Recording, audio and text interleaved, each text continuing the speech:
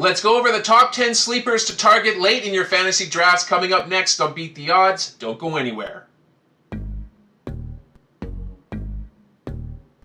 Hello sports fans and welcome back to another episode of Beat the Odds. I've got my top 10 sleepers to look at after pick 100 in your drafts. If you like the sound of that, be sure to like this video, subscribe to the channel, and ring that notification bell so that way you don't miss an episode. I will be posting valuable fantasy basketball content all season long. Do you have a burning fantasy basketball question that you want an expert to answer? Ask me on Q. Go to askmeonq.com/beattheodds-NBA, submit your question, and I will give you a personal audio response right to your email. You can even send me screenshots of your team so that way I can use that in my review. It's super easy to do and it's a great way to get fantasy basketball advice while also supporting this channel. Now let's dive into the list here. At number 10, we have Trayce Jackson-Davis. There's going to be two themes that you're going to find on this list. One, you're going to have sophomore players, and two, you're also going to have players with an opening for extra opportunities. TJD accounts for both. With Clay out of town, the Warriors are going to be looking at a few players to pick up the slack, and Trayce has proved towards the end of the season that he can handle the starting center spot. It won't shock me to see them give TJD 25 minutes a night this season. Let's go to number 9. We have Amen Thompson. Amen is in an interesting situation in Houston. With a talent-laden squad, he will need to steal minutes from either Jalen Green, Jabari Smith Jr., or more likely Dylan Brooks, and either way, that's not going to be easy. Luckily for Amen, he can man all three positions, and he's incredibly athletic, which should give him a nice floor ahead of this season. I'm not concerned by the lack of threes, but if he can happen to hit 75% of his free throws, fantasy managers would be in for a nice payday. Moving on to number 8, we have Keyonte George. The Jazz are running with George, and I, for one, am excited to see what he can do in year 2. His field goal percentage tanks season-long roto leagues, but I would expect that he should rebound over 40% this season, making him a little bit more desirable in leagues.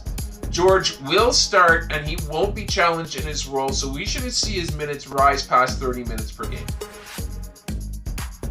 Want to join one of my fantasy basketball leagues? Sign up for free today, and you could win a Victor Wembanyama graded card. There's limited spots, so you better sign up today. Moving on to number 7, we have Ausar Thompson. With the fiasco that was Monty Williams, which is now hopefully a distant memory, the Pistons are looking to JB Bickerstaff to take the reins. Now I'm counting on him using Ausar more effectively, and I'm hoping that gets him some extra playing time this season.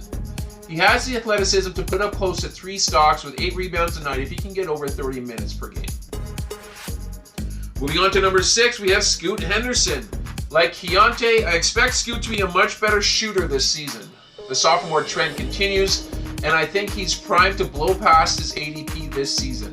Portland has a wealth of young talent, and it would be no surprise to see the team run with Scoot if they fall out of the playoff picture early. Get the young guard and witness what growth he's going to have in year 2.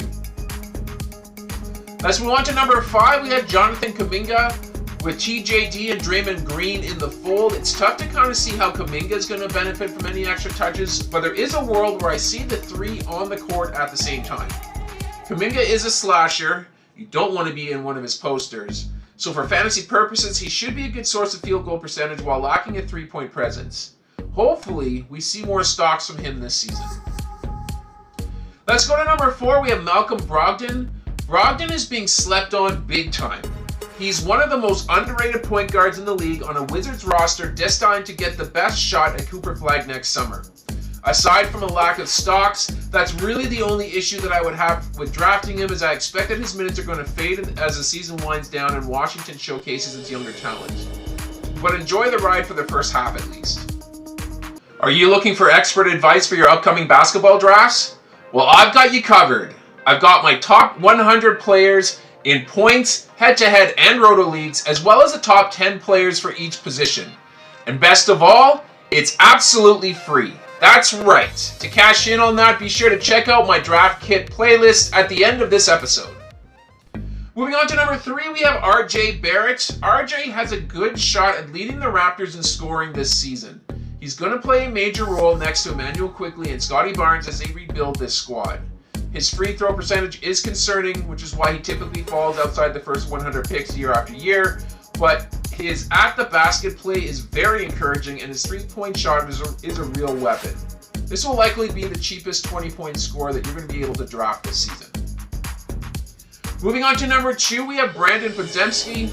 Here is the clear winner of the Klay Thompson exodus. Podziemski has declared that he intends to shoot more from behind the arc, but with the addition of Buddy Hield, Pods may not be needed to provide such a long-distance threat. Instead, I expect him to carry more of a Draymond Green type profile just as a guard, as he should be able to contribute in every category and be a great help with assists and rebounds. And finally, at number 1, we have Walker Kessler. We need to free Kessler. Fantasy managers have been saying it, the Jazz faithful have been saying it. We need someone who can challenge Wembanyama in blocks this season, and Kessler might just be that guy. 5 more minutes on the floor, that's all I'm asking. At 28 minutes per game, if you were to extrapolate his stats from last season, Kessler would have been a low-end double-double with 3 blocks. Let's make the move, Utah. And that's going to do it here for this episode. I hope you guys enjoyed it. If you did, please leave a like on the video and subscribe to the channel for more content like this. I'm going to sign off for now, but I will catch you guys on the next episode.